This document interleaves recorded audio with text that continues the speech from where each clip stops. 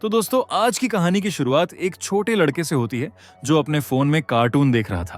पर उसे जरा भी अंदाजा नहीं था कि उसी वक्त उसके फोन की स्क्रीन के अंदर से कोई उसे चुपचाप देख रहा था। फिर फोन की बैटरी खत्म हो गई तो उसने फोन चार्ज पर लगाया और सोने चला गया। रात के कुछ घंटे बाद अचानक फोन की स्क्रीन जल उठी और उस पर एक अजीब नोटिफिकेशन आया। लड़का नींद में करवट लेते हुए जागा और नोटिफिकेशन देखने लगा। स्क्रीन पर एक किताब का नाम दिख रहा था, मिसअंडरस्टूड मॉन्स्टर्स। पहले तो उसने सोचा कि शायद कोई ऐड या गलती से खुला हुआ पेज होगा, इसलिए उसने उसे बंद करने की कोशिश की। लेकिन बार बार कोशिश करने पर भी स्क्रीन फ्रीज सी हो गई थी। आखिर में मजबूर होकर उसने वो बुक खोल ली और पढ़ना शुरू कर दिया, बिना जाने कि उसी पल उसकी जिंदगी बदलने वाली थी। खैर, मोबाइल में आई वो कहानी लैरी नाम के एक लोनली मॉन्स्टर की थी जो बस एक दोस्त चाहता था। शुरुआत में कहानी सामान्य लग रही थी, लेकिन जैसे जैसे लड़का पन्ने पलटता गया, कमरे में रखी लैंप की रोशनी बार बार झिलमिलाने लगी।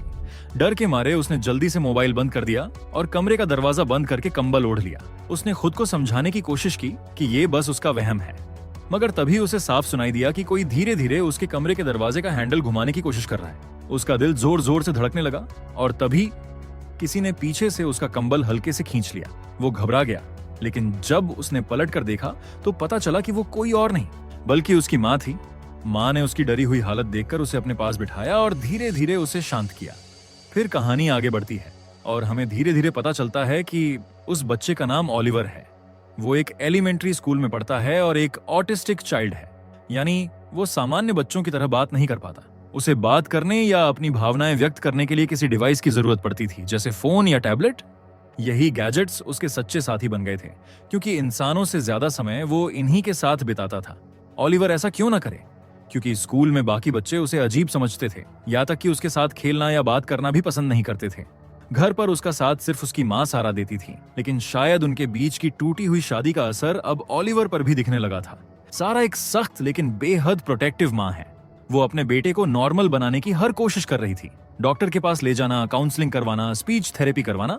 पर इन सब कोशिशों के बीच कहीं ना कहीं वो अपने बेटे से भावनात्मक रूप से दूर होती जा रही थी। ओलिवर उसकी मौजूदगी में अक्सर नर्वस महसूस करता था, यहाँ तक कि उसकी आंखों में देखकर बात करने की भी हिम्मत नहीं जुटा पाता। दूसरी तरफ उसके पिता मार्टी, जो उन लोग से अलग रहता था, वो एक तरह का शांत और समझदार इंसान है। पूरे दिन की थकान के बाद भी जब भी मौका मिलता वो ओलिवर के लिए समय निकालता और उसके साथ वक्त बिताता। मगर सारा को लगता था कि अगर उसने ओलिवर पर सख्ती नहीं की तो वो कभी समाज के साथ घुल मिल नहीं पाएगा। लेकिन सारा की ये चिंता कितनी सही है, इसका अंदाजा अगले दिन होता है जब स्कूल में ओलिवर के एक क्लासमेट ने उसे बुलाया। उसने कहा कि स्कूल के पीछे खेत में कुछ स्पेशल दिखाना है। ओलिवर अपनी मासूमियत में बिना कुछ सोचे वहां चला गया, लेकिन वहां उसका स्वागत हंसी और तानों से हुआ। 3 लड़के मिलकर उसे बुली करने लगे। उन्होंने उसे धक्का दिया, उसकी नकल उड़ाई और आखिर में उसका फोन छीनकर खेत के उस पार फेंक दिया। ओलिवर घबराकर मिट्टी में फोन ढूंढने लगा, पर वो कहीं नहीं मिला। उसकी आंखों में आंसू भर आए और वो चुपचाप वहां से चला गया। कुछ घंटे बाद वो अपनी माँ के साथ स्पीच थेरेपी सेशन में पहुंचा। सारा को भी पता चल चुका था कि उसका फोन खो गया है। वो परेशान थी, लेकिन थेरेपिस्ट ने उसे समझाया कि ओलिवर को हमेशा गैजेट्स पर निर्भर नहीं रहना चाहिए, उसे असली दोस्तों से बात करने की कोशिश करनी चाहिए। सारा ने सिर हिलाया, लेकिन मन में वो और भी बेचैन हो गई। और वहीं हमें पता चलता है कि मार्टी पार्किंग बूथ का ऑपरेटर है। उस रात जब वो काम कर रहा था, उसे लॉस्ट एंड फाउंड बॉक्स में एक पुराना आईपैड मिला। जैसे ही उसने आईपैड ऑन किया, अचानक बूथ की लाइट्स टिमटिमाने लगीं और दरवाजा अपने आप खुलने लगा। मार्टी डर गया, लेकिन जल्दी ही उसने जाकर लाइट्स ठीक कर दी। बाहर तेज हवा चल रही थी और उसे पता भी नहीं चला कि उसके पीछे एक अदृश्य आकृति धीरे धीरे बनकर फिर गायब हो गई थी। इस सब से अनजान मार्टी उस आईपैड को लेकर घर आया। उसे पता था कि ओलिवर का फोन गायब हो चुका है, लेकिन उसे ये नहीं पता था कि ओलिवर इस टैबलेट के साथ कुछ और भी अनुभव करने वाला है। ओलिवर ने टैबलेट देखा और उसकी खुशी का ठिकाना नहीं रहा।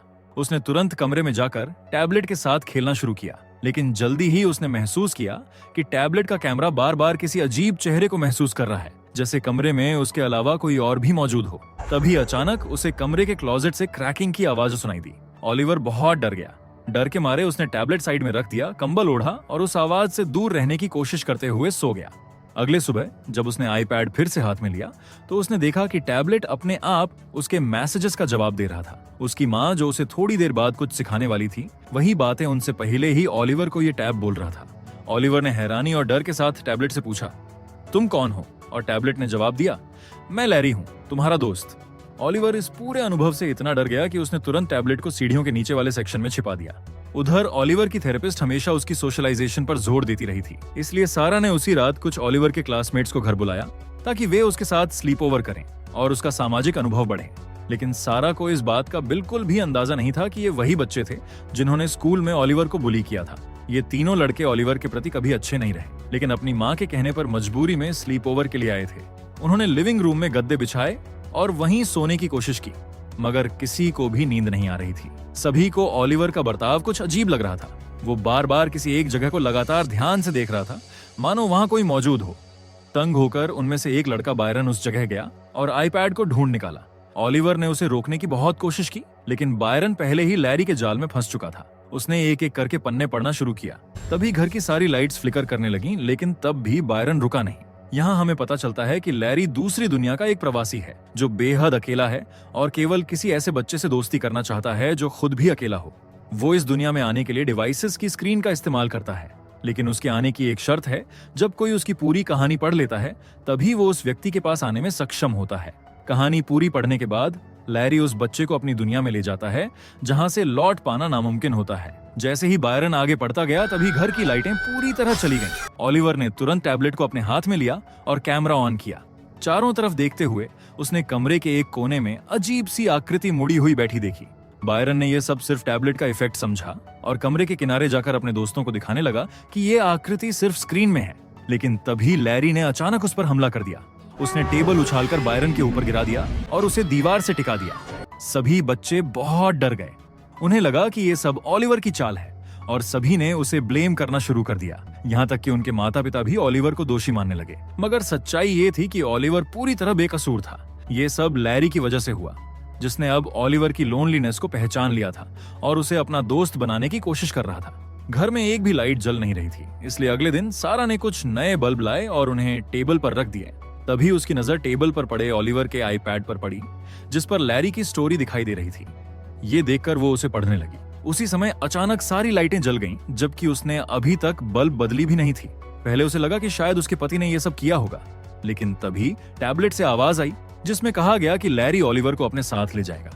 तब सारा को समझ आया कि ओलिवर सच कह रहा था और इस घर में वास्तव में कोई था जो उन्हें देख रहा था, शायद टैबलेट के माध्यम से। उसने तुरंत टैबलेट के कैमरे पर टेप लगा दिया और ओलिवर को लेकर बायरन से मिलने चली गई। बायरन के घर पहुंचकर सारा को पता चला कि बायरन पिछले वीकेंड से ना सोया था और ना ही कुछ बोल रहा था। ये देखकर ओलिवर उसे खुश करने के लिए स्पॉन्जबॉब चालू कर देता है। तभी बायरन सबको बताता है कि स्लीप ओवर में जो कुछ भी हुआ उसमें ओलिवर का कोई दोष नहीं था। असली अपराधी लैरी नाम का मॉन्स्टर था। ये सुनकर सारा ने तय किया कि अब वो कोई रिस्क नहीं लेगी। उसने उसी रात घर छोड़ने का फैसला लिया और ओलिवर से कहा कि वो भी अपने सारे डिवाइस घर में छोड़ दे। पर जाने से पहले ओलिवर की एक बार फिर मुलाकात लैरी से हुई। लैरी ने उसे एक स्पॉन्ज दिया क्योंकि उसे पता था कि ओलिवर का पसंदीदा कार्टून कैरेक्टर स्पॉन्जबॉब है। लैरी के इस स्नेह भरे इशारे से ओलिवर बहुत खुश हुआ, इसलिए उसने वो स्पॉन्ज और टैबलेट दोनों उठाए और सीधे मार्टी के घर चला गया। सारा ने उस मॉन्स्टर के बारे में मार्टी को समझाने की बहुत कोशिश की, लेकिन मार्टी को लगा कि सारा बस थकी हुई है और उसे आराम की जरूरत है। उसने ओलिवर को अपने साथ काम पर चलने का ऑफर दिया ताकि उसका ध्यान बढ़ सके। सारा की अनुमति मिलने के बाद ओलिवर मार्टी के साथ काम पर चला गया। वहां पहुंचकर मार्टी ने आईपैड खोला और उस बुक को पढ़ना शुरू किया, लेकिन जैसे ही उसने पन्ने पलटे, लाइट्स झिलमिलाने लगीं और फिर पूरी तरह बंद हो गईं।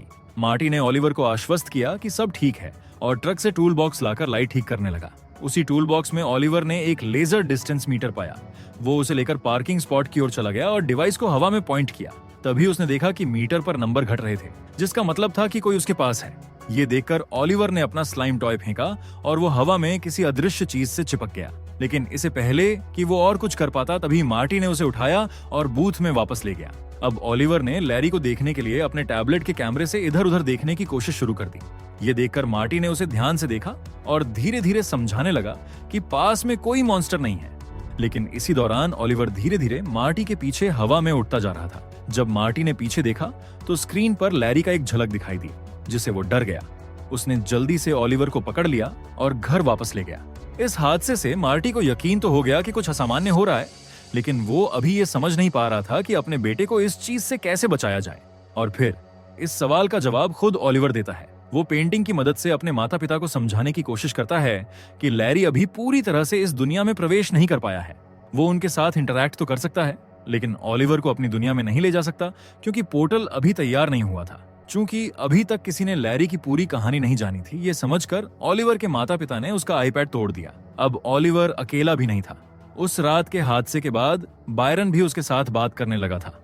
असल में ये दोनों पहले अच्छे दोस्त थे, लेकिन बीच में हुई मिसअंडरस्टैंडिंग की वजह से उनकी दोस्ती टूट गई थी। अब सबको लग रहा था कि सब ठीक हो गया है, मगर उसी रात मार्टी ने देखा कि लैरी अब उसके फोन के जरिए उसे परेशान कर रहा है। लैरी फोन के माध्यम से धमकी देता है कि टैबलेट को तोड़ने का परिणाम बहुत बुरा होगा। ये देखकर मार्टी बहुत घबरा जाता है।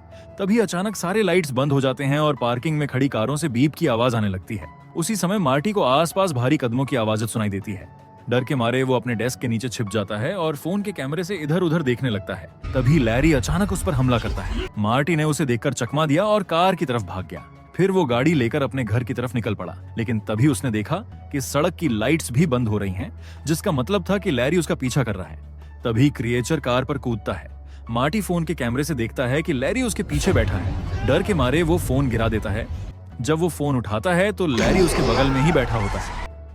उधर घर पर सारा को पुलिस का कॉल आता है कि उसके पति सड़क किनारे मिले हैं और अब अस्पताल में भर्ती हैं। लेकिन बात पूरी होने से पहले ही सारा को अपने फोन पर लैरी दिखाई देता है। डर के मारे वो फोन फेंक देती है। जब वो लिविंग रूम में पहुंचती है तो देखती है कि लैरी टीवी में भी पहुंच गया है। लैरी टीवी के माध्यम से कहता है कि वो अकेलेपन से बना है और तब तक नहीं रुकेगा जब तक उसे दोस्त नहीं मिल जाता।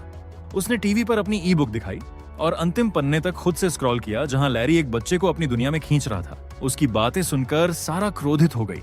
उसने टीवी को दीवार से फाड़कर बाहर फेंक दिया और घर के सभी इलेक्ट्रॉनिक डिवाइस भी फेंक दिए। लेकिन तभी घर की लाइट्स तेजी से झिलमिलाईं और फिर पूरी तरह बंद हो गईं। ये देखकर उन्होंने घर छोड़ने का फैसला लिया। जब वे बाहर गए तब उन्होंने देखा कि पूरे मोहल्ले की लाइट्स भी बंद हो चुकी थीं और कार की हेडलाइट्स बारी-बारी से टिमटिमा रही थीं। किताब का अंतिम पन्ना स्क्रॉल होने के कारण लैरी अब उल्टी दुनिया से बाहर आ गया था। ये देखकर माँ और बेटा डर के मारे घर में भागे और एक कॉलम के पीछे छिप गए। लैरी भी उनका पीछा करते हुए कमरे में घुस गया और उन्हें ढूंढने लगा।